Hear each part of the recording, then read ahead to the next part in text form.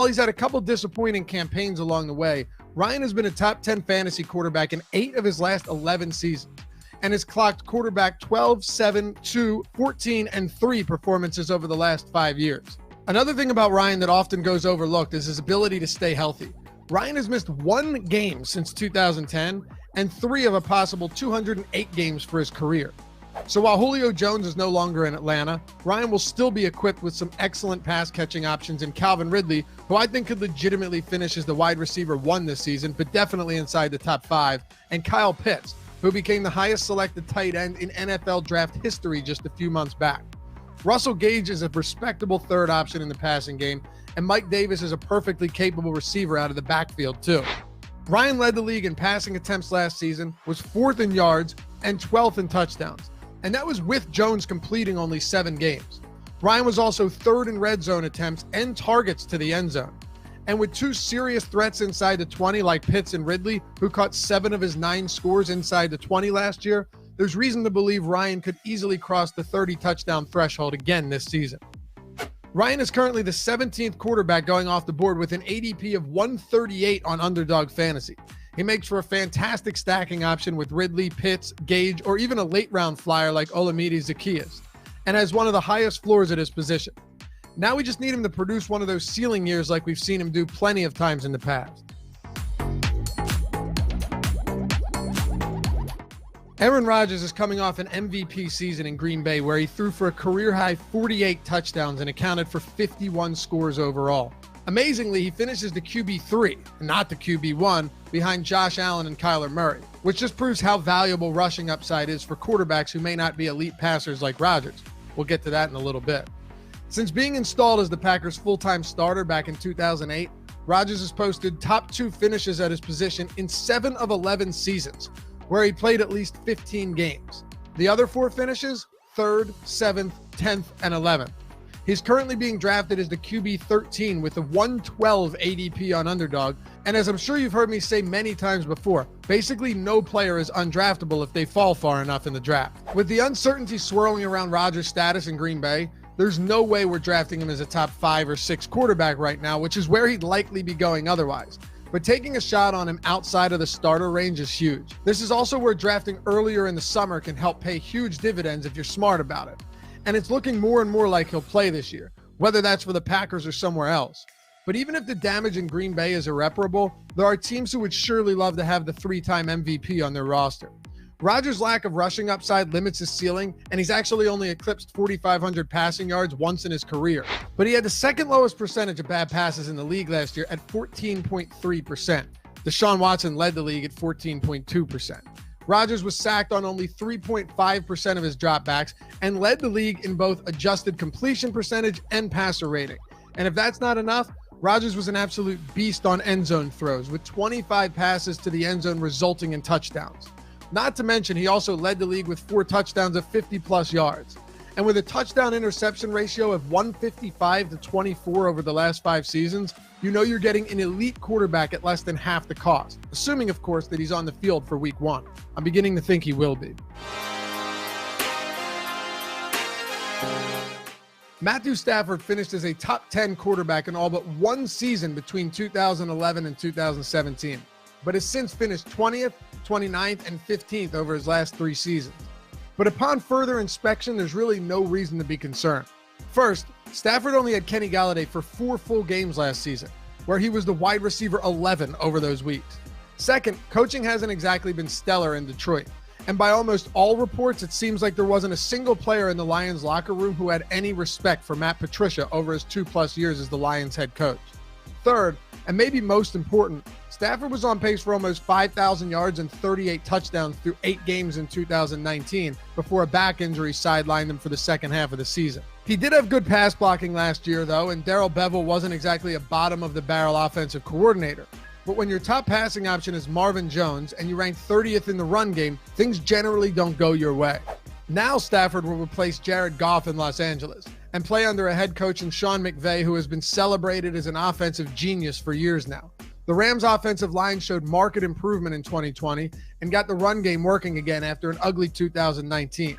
But Jared Goff remained a liability, posting the lowest ADOT in the league behind only Drew Brees, and attempted a dismal 7.8% of his passes 20-plus yards downfield.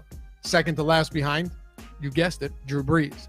Goff completed only 30% of those passes. Stafford, meanwhile, attempted deep balls at a near 13% clip and connected on 41.6% of them. His ADOT was fifth highest in the league at 9.4 yards. He can open up the offense far more than Goff ever could, and McVay will surely take advantage of this. With pass catchers at his disposal like Robert Woods, Cooper Kupp, Tyler Higbee, and even a deep threat in Deshaun Jackson if he can stay healthy, Stafford could be eyeing his best season in years. He's the 12th quarterback going off the board on Underdog with an ADP of 105, which makes him a great addition towards the end of the 9th round. I'm lumping Trey Lance and Justin Fields together here because they have too many similarities to ignore. Both are first-round rookie quarterbacks heading into the season as presumed backups on their respective teams, but both could be starting sooner than later. The 49ers used the top 3 pick to land Lance in the draft, and the Bears gave up a 2021 first and fourth to move up and grab Fields at 11. Lance and Fields have one thing.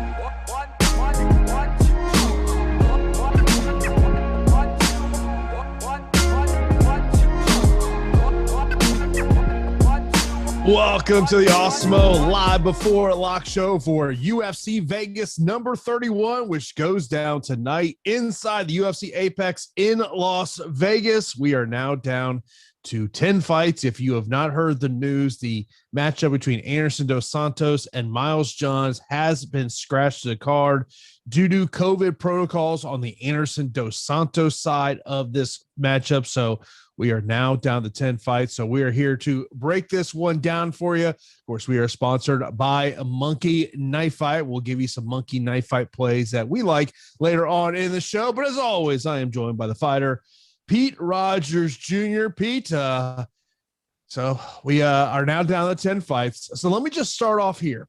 When we look at the fighters, 7,500 and below, who's the best option? So we got Thiago Moises, 6,800.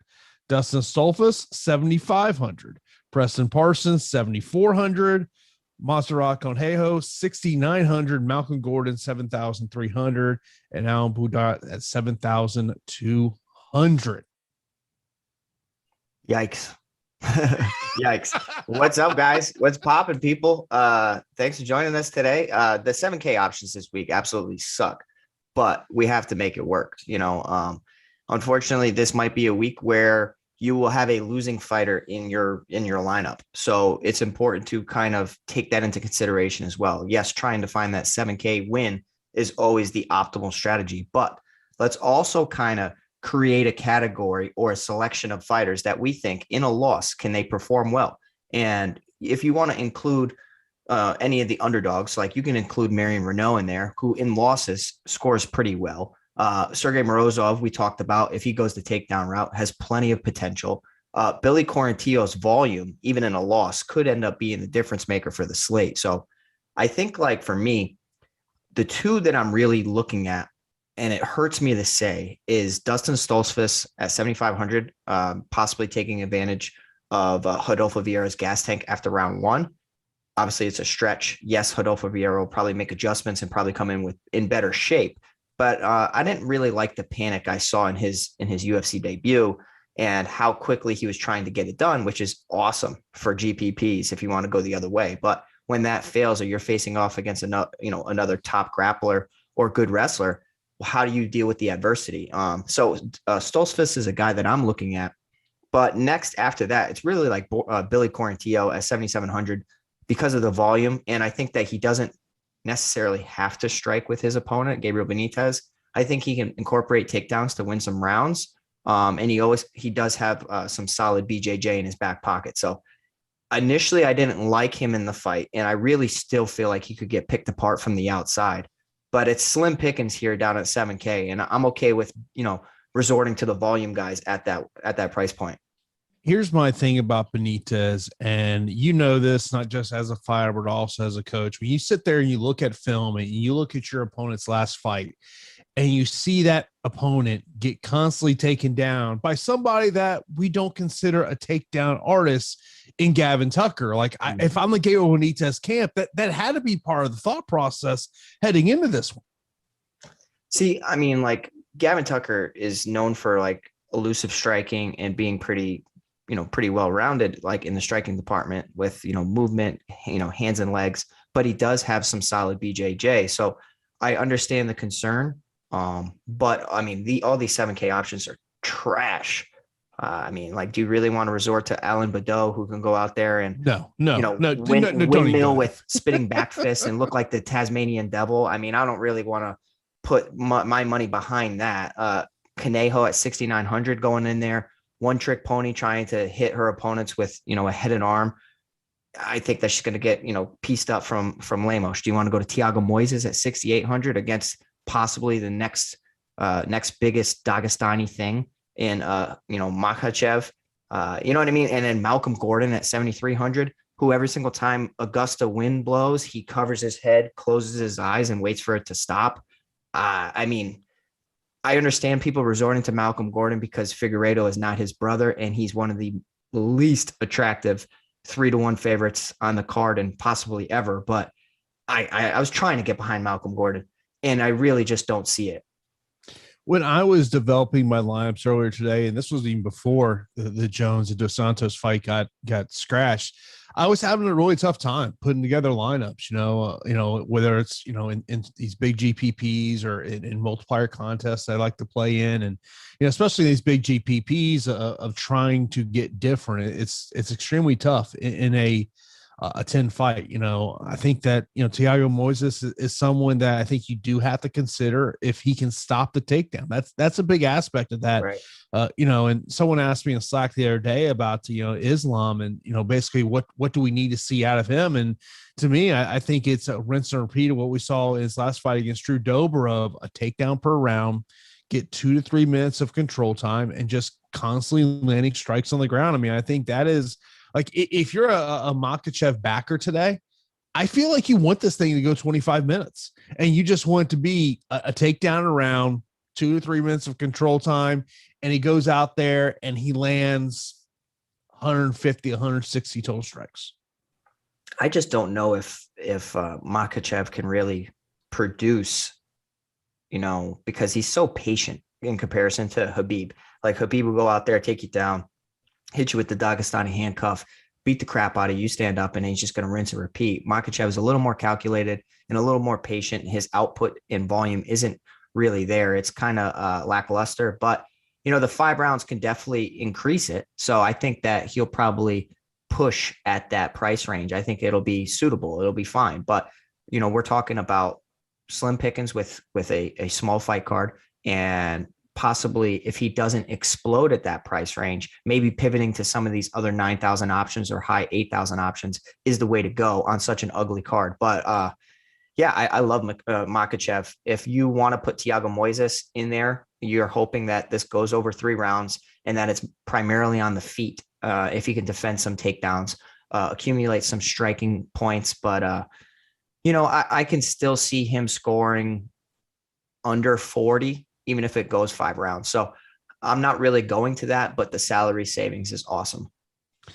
Of course, appreciate everyone here on a Saturday afternoon watching the Osmo UFC Live Before Lock show. Of course, be sure to hit that thumbs up button. If you are not subscribed, also be sure to do that. We got a ton of great programming for you each and every day.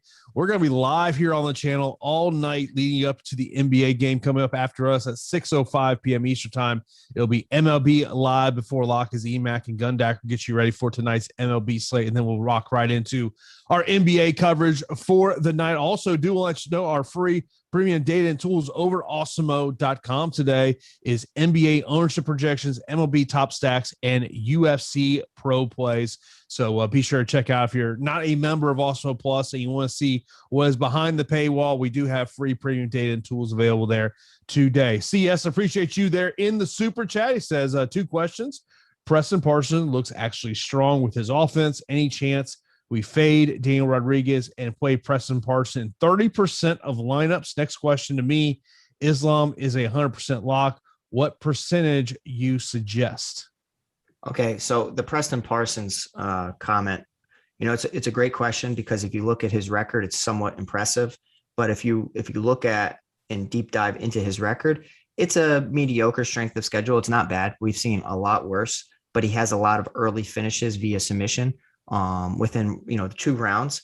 But in his defeats, he's run into a guillotine choke, and was also finished from knees and punches against Mike Perry, oddly enough.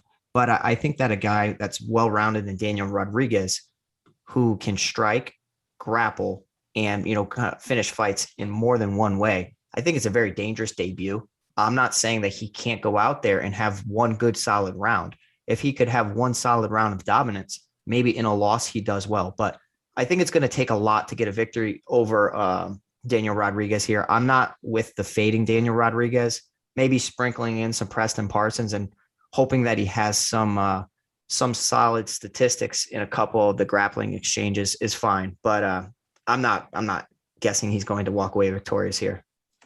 On the Islam percentage, to put him in there where it becomes, and I'll say this, I thought roster construction for me was easier on FanDuel than it was on DraftKings, just because on the FanDuel side of the equation, there are some fighters that are underneath $15 that I believe are going to have to stop takedown attempts. I mean, obviously Jeremy Stephens is one of those guys. I think to me, when you're looking at making a quote unquote punt play over on FanDuel, I think Jeremy Stephens is a solid punt play over on the FanDuel side of the equation. But like, to me with Islam, it's just at that price point is, okay, who are you putting in your lineup to, because we got 9,400 now. You got to be looking at that under 7,500 range and saying you might have to take one, maybe 2 of those fighters to get where you need to go. Yeah, if you're going massive lineups with Makhachev, you're going to have to get to 2 fighters under the 7,500. So who are you really banking on?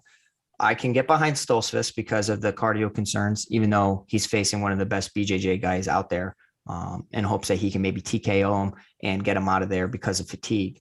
Then you're looking at Preston Parsons, Gordon, Alain Badeau, Conejo, Thiago Moises. So do you stack the main event more than you would have a couple of days ago when we had more fights? And I would probably say that maybe stacking is viable, but the underdog in the stack has to do something, and the favorite still has to have a dominant performance, especially at that price range for Makhachev. So, I'm actually okay with getting away from Makhachev in several lineups. And I think like maybe a 2/3 of your lineups with Makhachev, a third without. I think that's probably a nice little recipe for success. Yeah, I mean, the only concern you have about stacking the main event is what if Thiago Moises spins it on his back, right? 20 plus minutes, and it's not going to work out for you. Samuel, appreciate you in the super chat. Asked about our fight picks, which I got to apologize. I totally forgot to do this on the strategy show. I did see the comment there in YouTube. So straight up fight picks. These are not DFS related, just straight up. And I hate to say this is going to be kind of chalk city for me here.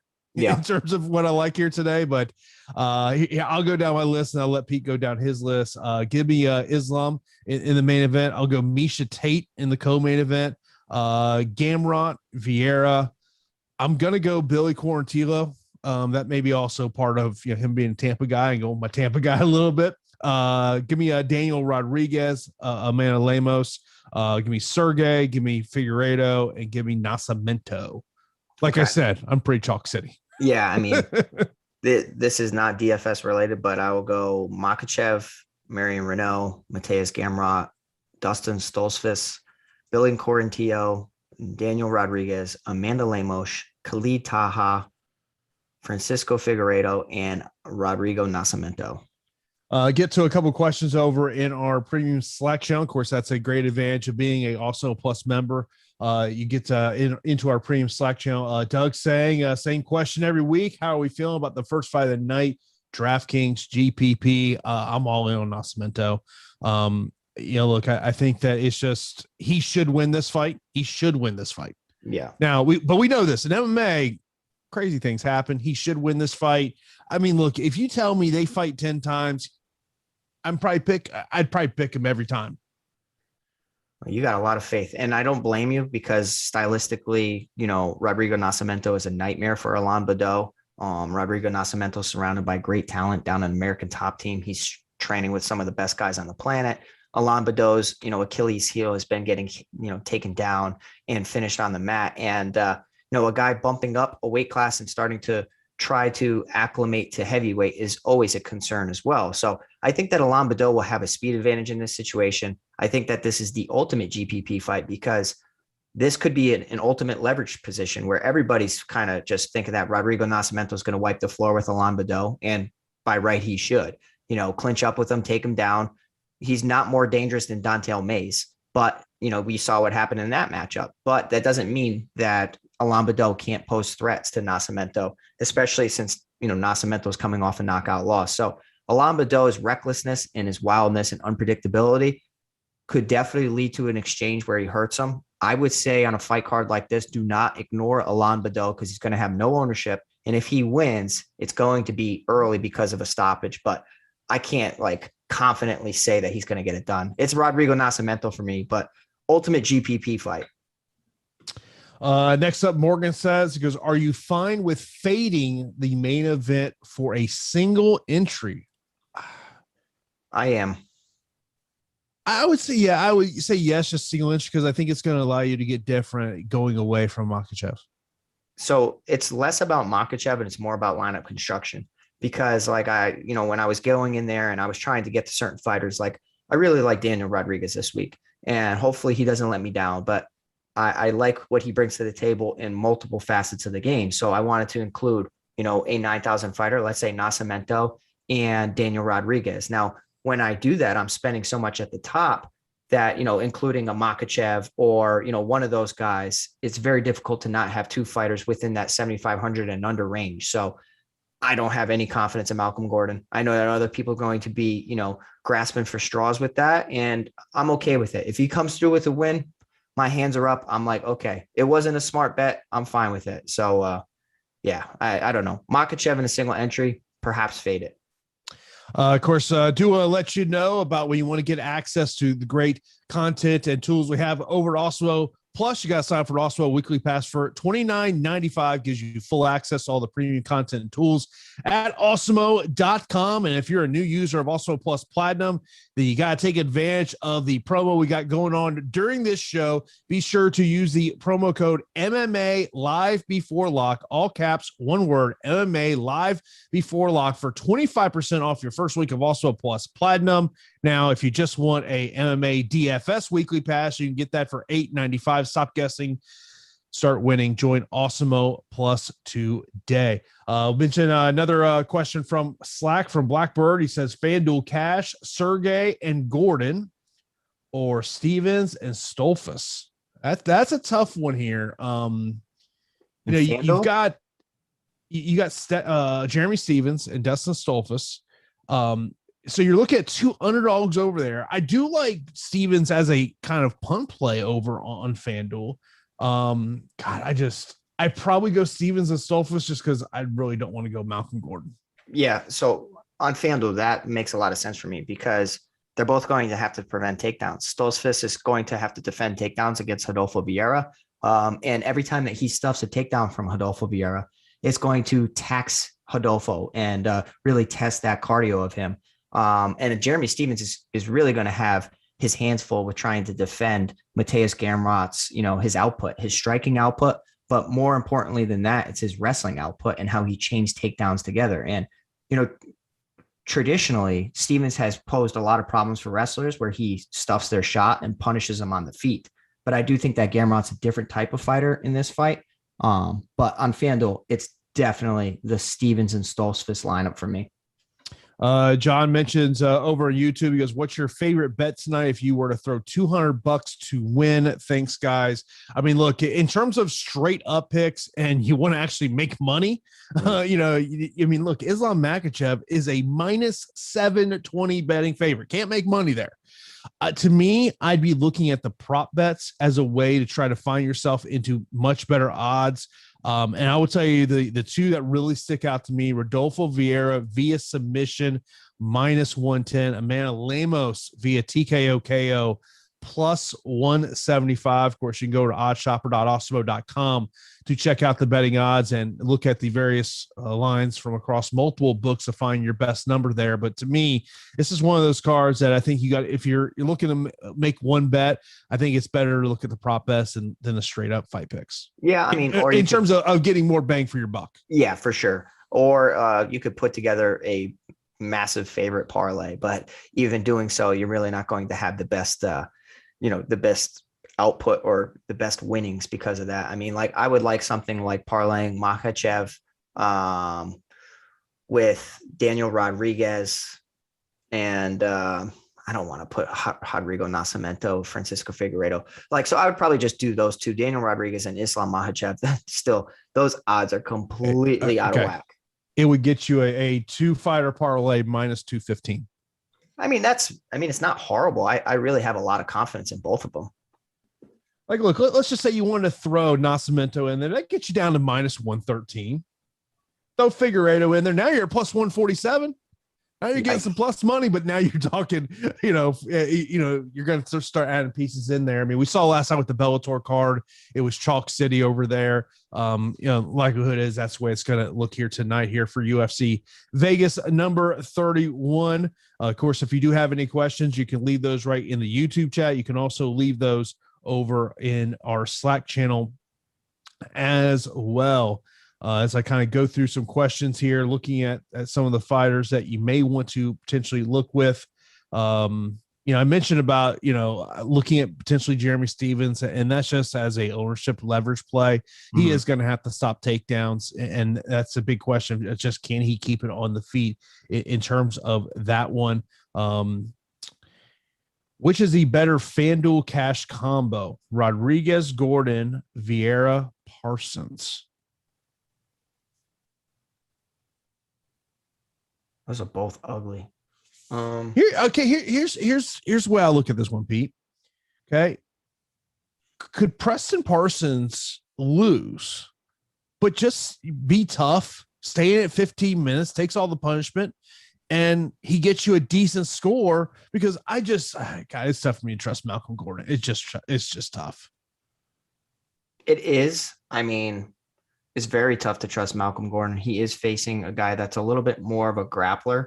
So maybe he's not going to be so worried about getting knocked out, and also constantly working on his kickboxing. But you see it, and you see it in an MMA fighting all the time. Some people don't mind getting hit, and some people panic about getting hit.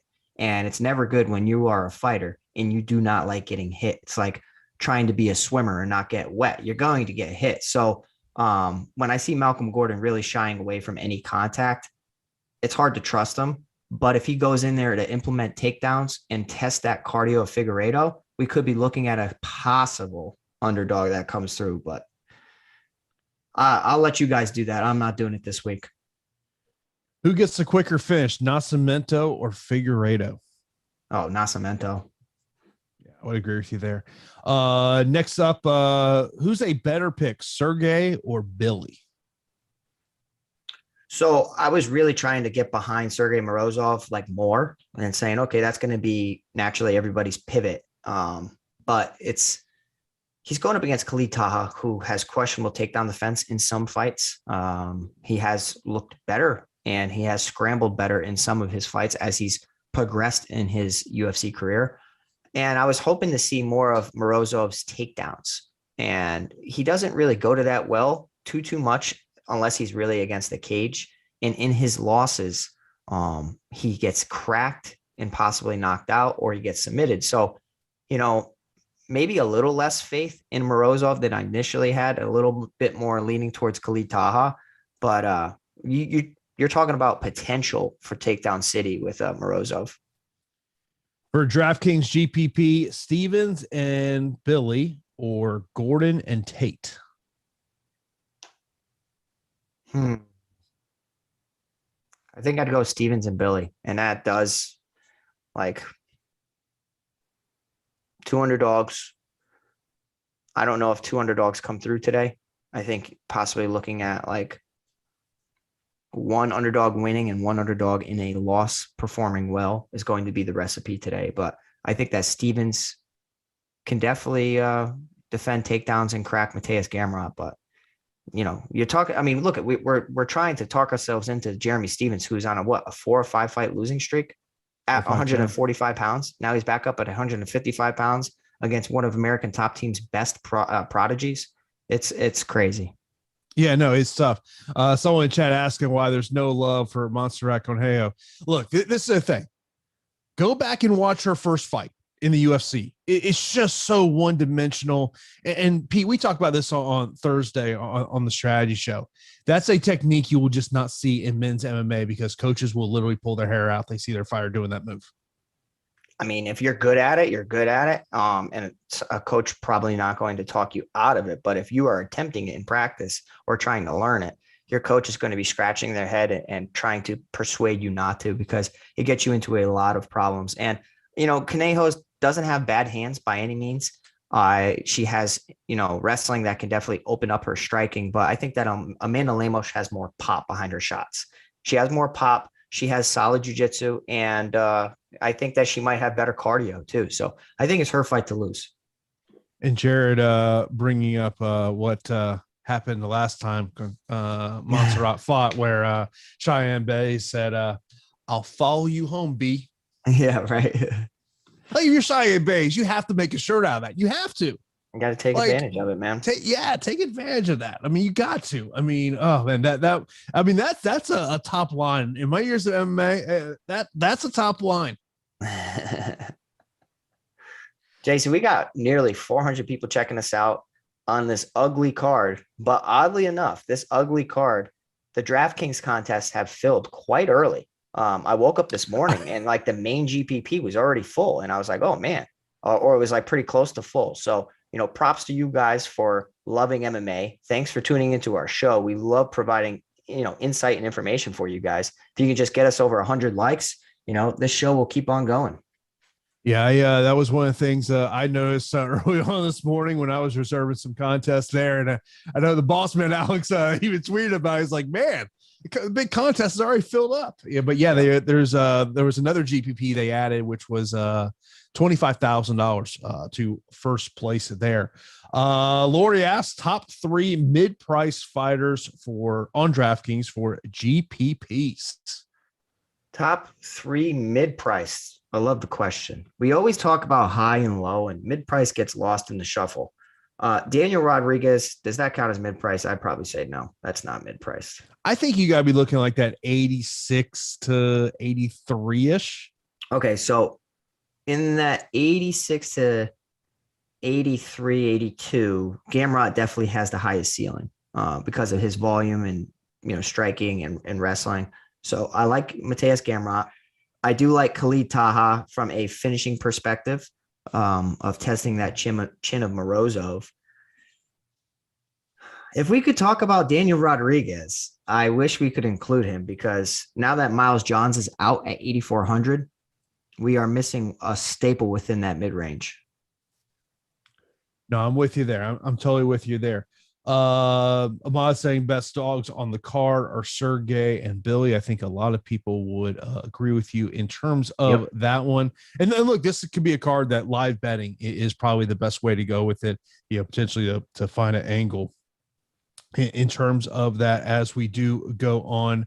One of the questions was the DK contest was 25K to first. There's a bigger one that's 100K to first. I did get a lineup in that one. That's the one I was trying to get in, and it filled. I was trying to get in that, and it filled right up. So, I mean, watch tonight be the night that we just crush. And you guys, you listeners, you have the optimal lineup, and we were just in the wrong contest. I mean, shoulda, coulda, woulda. Money's money, profit's profit. So I hope you guys do well. Thoughts on Daniel Rodriguez as the MVP on FanDuel? I like it. He's going to have to stuff takedowns. His opponent's going to try to take him down, and his path to victory is through pressure and, working towards a submission. And I don't really see that happening against Daniel Rodriguez. And I think he's going to punish the man after failed takedown attempts. I like his opponent, Preston Parsons, going forward. This is just a very, very tough debut. Yeah, I mean, I think is when you're looking at that MVP spot over on FanDuel, I think, if you're trying to differentiate yourself from the field, going away from Islam Makhachev is the right way to go there. But I mean, look, there's definitely going to be a fear if Makhachev goes 25 minutes, that could be a massive score in the MVP spot with takedowns and total strikes and things along those lines. I mean, I think that's got to be the concern. I mean, I think if you're going away from Islam as the MVP and say you're just going to put him in the utility spot, I think your hope is that he can get a finish in the first 3 rounds to where it's not a 4 or 5 round fight where he's just racking up points. Yeah. So, I mean, if you are playing a main event fighter, the worst thing that could happen is lackadaisical round 1, round 2, and a round 3 finish. And based on his previous fights and his stat metrics and all that, if you go back, his output is somewhat underwhelming at times because he's very patient. And we talked about that. I feel like these guys could be staring at each other and Thiago Moises being a little hesitant to throw because he doesn't want to get taken down, but resorting to a lot of footwork and movement best he can. And us seeing maybe a 3rd round finish would be a nightmare if you're rostering Islam Makhachev. Of course, today's show is sponsored by Monkey Knife Fight. With Monkey Knife Fight, you are in charge, whether you want to play UFC, NBA, or PGA. Monkey Knife Fight has it for you. To get started, head over to monkeyknifefight.com, and when you sign up, be sure to use that promo code AWESOMO, as Monkey Knife Fight has an instant first match deposit of up to $100. We use that promo code AWESOMO. And for tonight's NBA Finals Game 5, Monkey Knife Fight is also offering a free $5 game, so take advantage of that. All you need to do is correctly predict whether Giannis has more or less than 33.5 points and Devin Booker has more or less 28.5 points. Correctly predict both of those and your 3 times buy-in. It's that easy. Now, when we look at Monkey Knife Fight in terms of MMA today, we mentioned the 2 that we mentioned on the strategy show, Islam and Thiago Moises, total strikes. Makhachev now 123.5. We did the show as 129.5. Thiago Moises now up to 71.5. So the better line was there earlier on this week. And then Amanda Lemos and Conejo, 82.5 for Montserrat. I just think is a crazy number. What was it? Wasn't it like 120 something before? So it came down 40. Yeah, I want to say it was 82.5 before. I don't think that hers has changed, but it's just yeah. I don't see. I think it's a less on that. If you want to look at that fight, to me, Amanda Lemos, I might go more. 67.5. Yeah, I don't know, man. It's going to be a weird fight, right? Like, because I don't think that Montserrat Conejo can really control Lemos on the mat like she did to Cheyenne Buys with little pitter-patter shots and a headlock. I don't know. We'll have to see. But I think that going less on that bout makes a lot of sense. Yeah, and I would say the other fight that I would look at is the co-main event of Marion Reneau and Miesha Tate. Miesha Tate, 69.5 total strikes, 45.5 for Marion Reneau. I would go more, 45.5 on Marion Reneau, and Miesha Tate, I'd probably go more as well. Potentially getting the fight to the ground, takedowns. I think it's going to be more for both of them. This week's going to come down to unique lineups, and leaving salary on the table is going to be a way to get unique. And we talk about it every week, Jason. And I feel like this week, more than others, you have to leave some salary on the table. Obviously, if you have a lineup that spends all 50K, just play it. If you tie with a bunch of people, great. Sometimes these 50K constructions aren't too popular. And sometimes you have a unique 50K, construction. But I will say that leaving salary on the table is definitely the way to go if you want to take down a GPP this week. DraftKings single entry GPP question here. Reneau and Nascimento or Tate and Figueiredo? I like the first one. I would go Tate and Figueiredo. Really? Yeah. Okay. I like the Reneau and Nascimento because if you look at what Reneau has done in losses, right? We can add 30 points to her fights to see, and averaging 51.7. If she could get you 80 or around 80 in a victory, that's okay. And even in a loss, yeah, I think that she could score a lot better than Miesha Tate. I think that Miesha Tate's going to have a really strong round. She looks like she's in great shape. but can she be there from bell to bell, or does she really have a drop off in performance after round one? Yeah, I mean, I just, the thing you have to mention about Mary Renault, she's never been finished in her career. I do think the prop bet of Tate wins by submission plus 500 is a little juicy. That was one of the more juicier props that I found out there. But I mean, look, there's a lot that you just don't know. One of the things I was listening to John Morgan's podcast this week, and he was talking about Miesha Tate was at a UFC card a couple weeks ago, and he kind of overheard a conversation that she having about how her body percentage fat is at an all-time low. But it's a long time away from the cage. Mary Renault, it is her final fight. She's made it clear she's done after this. There is no coming back after this. So what does she look like there? To me, that really is kind of it's an unknown. I mean, but for me about Miesha Tate, it's a hope that she does go to her wrestling roots here and tries to get some takedowns. So, I mean, when I was going back and I was looking at a lot of her fight metrics, she doesn't really attempt so many takedowns that you would naturally think. If she went out there and had like a Sarah McMahon approach where she's going takedowns after takedowns, then I think that she could but have a strong performance against a fighter like Marion Renault. But when she stays on the outside and is a little too comfortable with, going strike for strike with somebody, and then attempting one takedown around and not being successful, then the tides can really turn. So I'm not really on the Miesha Tate bandwagon this week, and I don't want to sound like a hater because I do like her, and I also like Marion Renault, but I do think in favor the fighter that's been in there a lot, recently. And I think if you look at Marion Renault's career and who she's fought, she's a better fighter than what her record says. She really is. You're just drinking that haterade over there. That's all you're doing. No, I mean, what flavor is haterade today? I mean, are we going orange, I like red? lemonade. I like lemon haterade. Okay, like that's the best haterade, and you can't even deny that the lemon haterade is the best. Yeah, it's. I mean, look, it's a tough slate today. I mean, this is just not an easy slate. Like I said, I think FanDuel is an easier slate to come up with a lineup that you're happier with. But I mean, look, this is the reality of especially if you're putting Islam in your lineup, there are going to be fighters that you put in your lineup that you're not feeling good about. Yeah. Yeah. I mean, if you can construct a lineup that you love, I would be very interested in hearing it. I really would. You must have some inside info. Like you must be a training partner of Alain Badeau or something like that. That's the only thing I could think of. I mean, look, it's if you want to differentiate yourself from the field, Alain Badeau is the way to go. Now, I am not recommending that at all. I will not have any Alain Badeau. In a 150 max, I definitely would because of in a 150 max, reckless that it takes one shot. But his takedown defense is terrible. And that's what Nascimento is going to do. Or that's what he should do.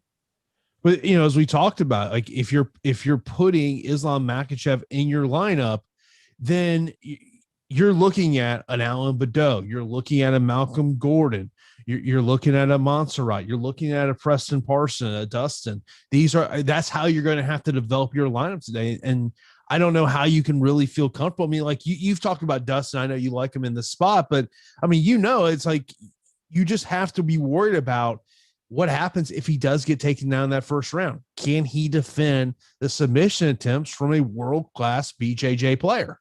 It's a great question.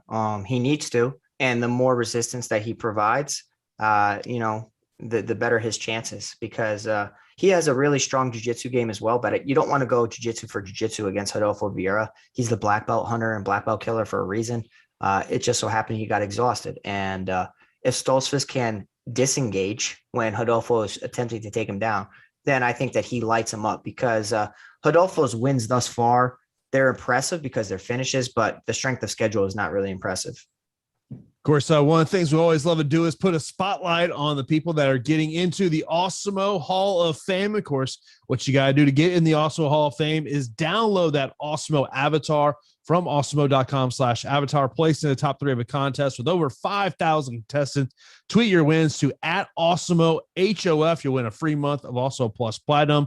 Only one free month can be awarded to a user per calendar year. And up first, Mike taking down some first place there. and what he did there in the captain contest last week at UFC 264. Congratulations to you.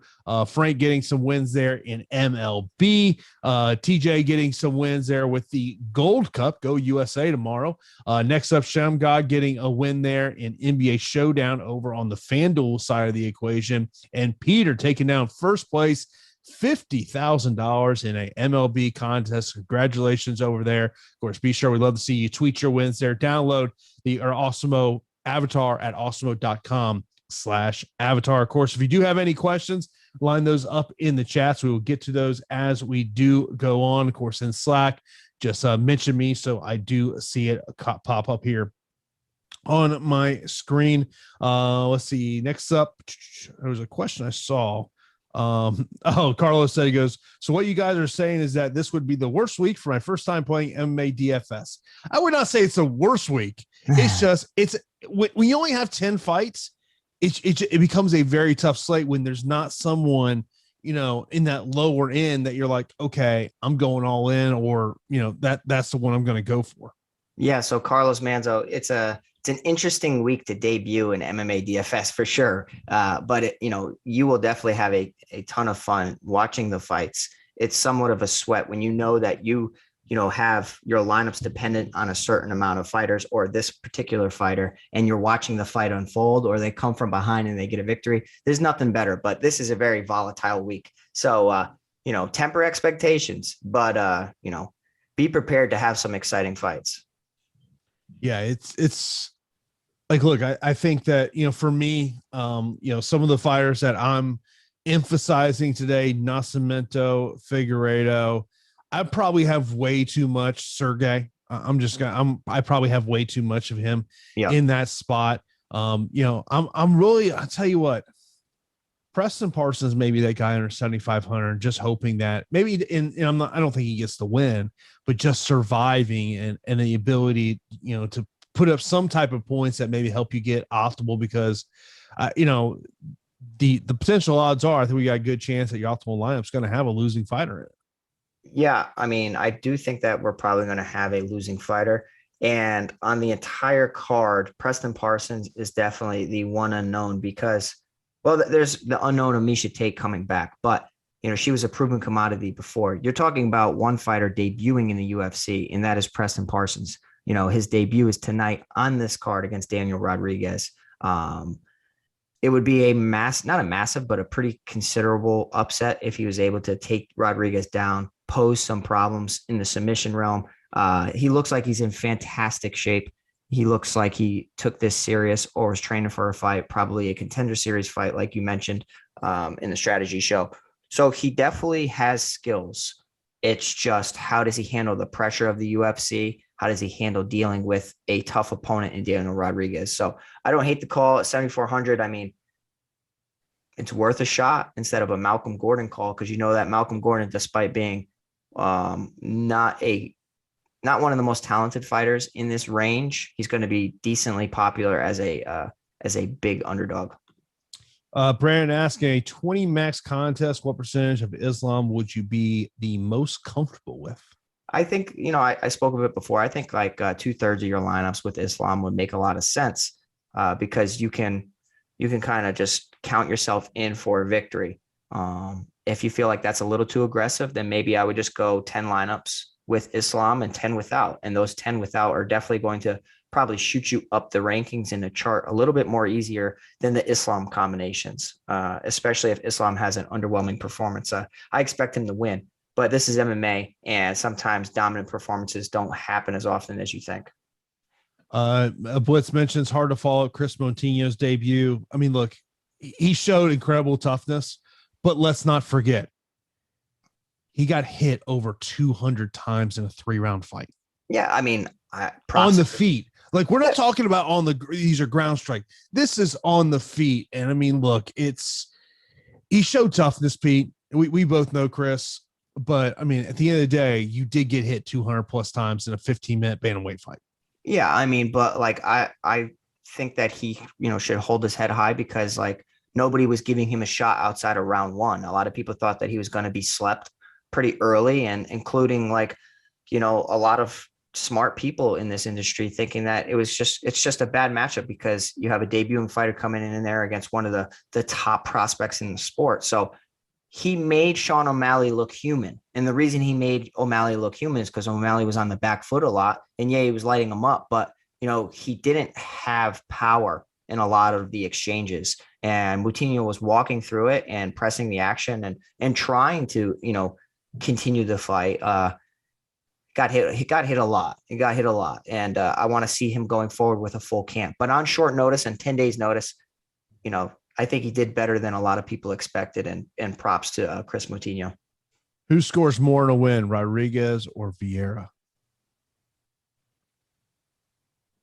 In a win, probably Vieira, because in a win, I give him just round one.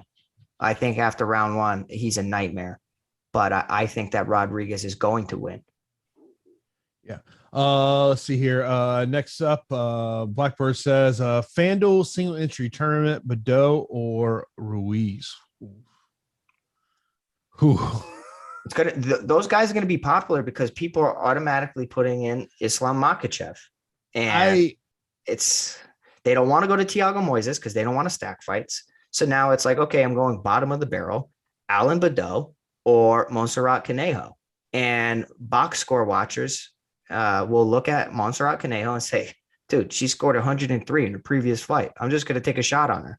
If she can get me several takedowns, maybe she has one amazing round against Amanda Lemos where she head and arms her 4 times and then just gets dominated the rest of the fight and gets finished. She could be that losing fighter who's cheap enough that allows you tons of flexibility with your roster. Yeah, that's Badeau's going to have to stop a takedown. Nascimento wants to get the fight to the ground to work a submission in. But yeah, that's a tough one. That's a tough one to go for there. Mm-hmm. Yeah. I mean, paying up for 2 expensive fighters this week is very, very difficult, especially 2 fighters in the 9,000 range. Going with the who'd I go with? Nascimento and Daniel Rodriguez in a lot of my lineups as my 2 to save me a little bit of salary, and also 2 fighters I'm decently confident in and get the victory. Made my lineups, I think, pretty decent. So we'll have to see, but I'm excited for this card. And what do we got? 10, 15 minutes left. So if you guys have any more questions, just keep shooting them in the chat and hit those thumbs up. Get us up over to 200 likes. We'd appreciate it. Of course, fantasy football is right around the corner. If you trust us with DFS, and there's no reason to not trust us for your season-long and best ball fantasy football teams, the same data and analysis that goes into our DFS content and tools is going into fantasy football. And we have plenty in front of the paywall for you to get started with, which includes rankings and a ton of free articles and videos from Lawfully and Matt. There's a couple of things you need to do. First, go subscribe to the new Fantasy Football and follow at Awesemo Fantasy on Twitter, as well as the Awesemo Fantasy Football Facebook page, as we are 1 month away from preseason football kicking off. Training camps around the league start kicking off next week. Of course, I know for my team, the Bucks, we go to training. We go to the White House on Tuesday, ring ceremony on Thursday. Training camp starts Saturday. Damn, I'm excited. I'm excited this year. I'm excited for my Chargers. I can't wait. I'm sure you're excited for a repeat. And man, already football. I know it feels like, it doesn't feel like that's, the Super Bowl was that long ago, but yeah, man, football season is here. Next up, GG123 over in Slack says, Pete, you said you often have 2 9K fighters and didn't mention Islam. So are you fading the main event in a lot of lineups? I went a little underweight today because I was really banking on that Miles Johns and Dos Santos fight to fill out a lot of my lineups. So when that happened, I did somewhat pivot some of my lineups from the Makhachev, saying, okay, there's limited fights. I'm going to want to get a little different. And I didn't like those underdogs. But it's all dependent on how many lineups you're playing. So if you're playing 20, I would probably suggest having 50% of Makhachev. And one of our listeners in here, Matt M, says a nice comment I thought was pretty neat. He said, wasn't Valentina a minus 1,800 favorite once and put up like 85 points in a boring fight. Careful with that 100% Islam. It's true. It's true. Like some of these fighters that are big favorites don't produce as far as DFS is considered. Yeah, no question. Right now, by the way, lock is still set at 7 p.m. Eastern time. So a little over 1 hour from now, I would imagine losing the fight. Our first fight probably doesn't start till 7:30 p.m. Eastern time. That's where you gotta stay locked into your DraftKings, your FanDuel app, and see if they change their lock times. But right now, lock time is still set for 7 p.m. Eastern time. Someone asked about, stacking the main event. Here's my only concern about stacking the main event is what happens if Thiago is on his back for a majority of his fight. Then it's just not going to work out. That's got to be the fear. If you want to stack the main event, your just hope is that Thiago can keep this fight on the feet, keep this fight at range, and prevent Islam from taking him to the ground. Yeah, I mean, I think Islam wins in dominant fashion. It's just the line of construction has to make sense in order to obtain that optimal score. And I like my chances without him in some of my lineups. It's all about finding that correct underdog. And I'm excited to see who it's going to be, because this is a very volatile fight. And it's not so fun when no underdogs come through. And you're talking about losing fighters being a part of the optimal lineup. Figueiredo and Gamrot, or Rodriguez and Vieira for a DraftKings GPP.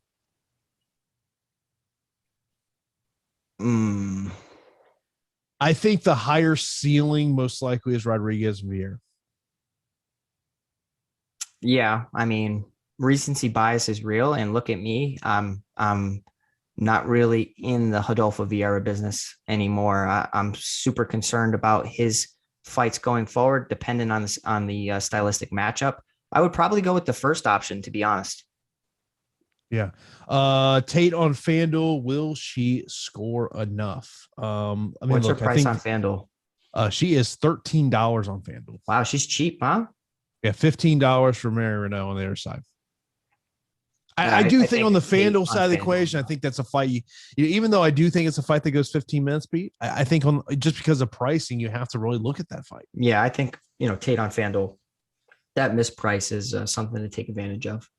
Yeah, I mean, it's just, when you're talking about a fight that's just at that price point, to me, you got to look there. I mean, some of the fighters I think you have to be looking out for over on the FanDuel side of the equation. I mentioned about Jeremy Stevens at $12, Dustin Stolfus at $11. If he can get this fight to the second round, maybe, and Vieira's gas tank just isn't there. I think that's someone to potentially pay attention to there. Amanda Lemos, you brought this one up. Yes, she's $22. But Canelo is going to have to try to get this fight to the ground. I just don't think she can win this fight as a stand-up matchup. That to me is one that I think you have to consider there as well. And maybe Francisco Figueiredo is another one where Malcolm Gordon just says, you know what, I just got to try to get this thing to the ground. Yeah. I think that Malcolm Gordon, after having such a susceptible chin, should go the grappling route to really tax Figueiredo. In Figueiredo's debut, they were talking about his concerns for his cardio, and you don't like hearing that, right? Like, some guys really are masters of, just making sure that they're prepared for a fight.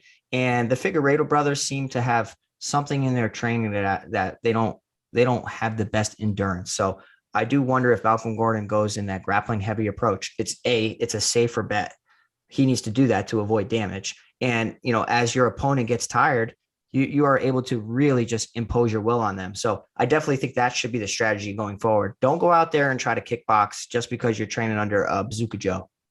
I mean, this is the thing about Francisco Figueiredo. I mean, his price point, I think, is as much about to do with his opponent than anything else of what we've seen from him there in the UFC.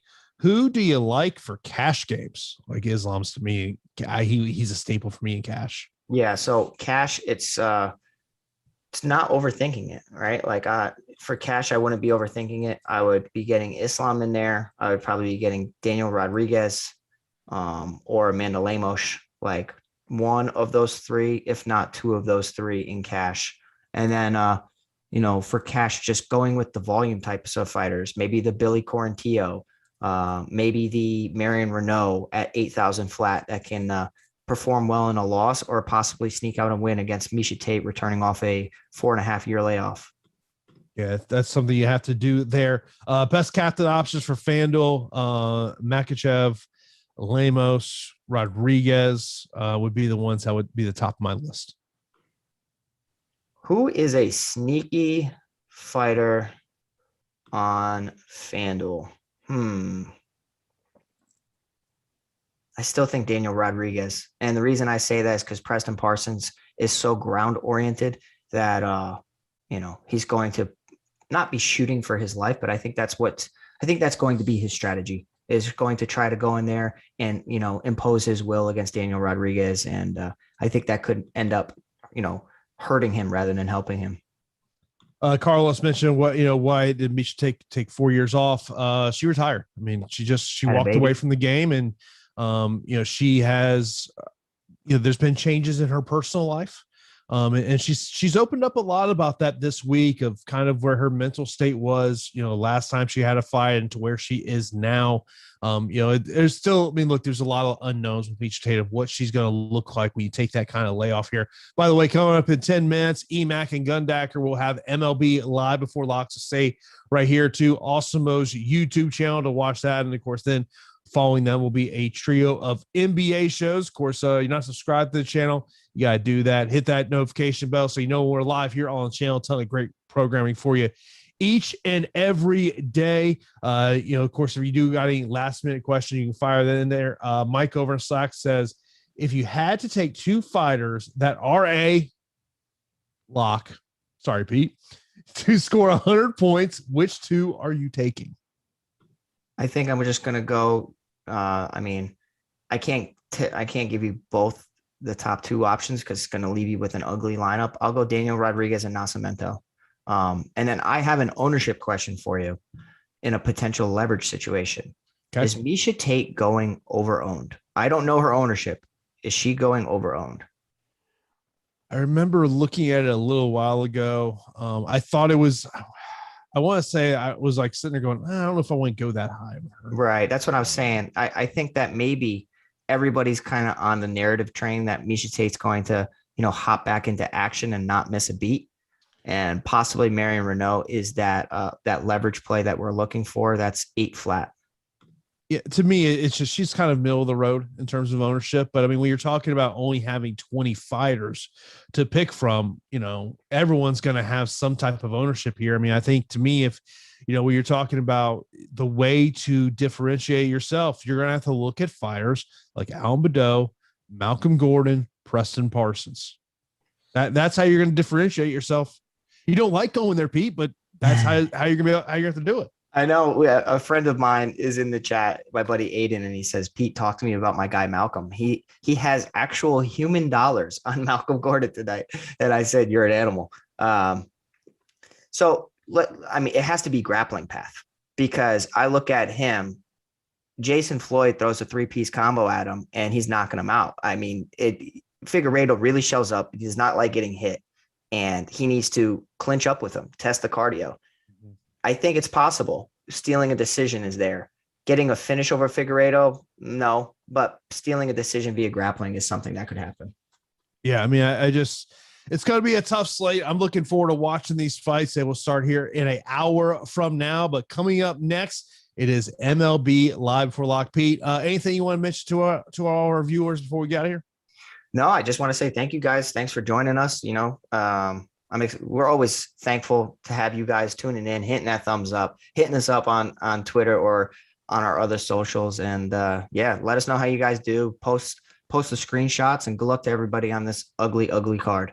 And I'll be chilling here at the house all night long. So I'll be in the premium Slack channel talking a little about tonight's fights. So look forward to that. So that is going to do it for this edition of Live Before Lock. Of course, we will be back here on Thursday for the strategy show to get you ready for Sandhagen versus Dillashaw. And then next Saturday, earlier card, 4 p.m. lock time next Saturday. So we'll have an early edition of Live Before Lock. So thanks for everyone tuning in. Good luck with today with your UFC lineups, and we will talk to you on Thursday for the strategy show. Good day, everybody.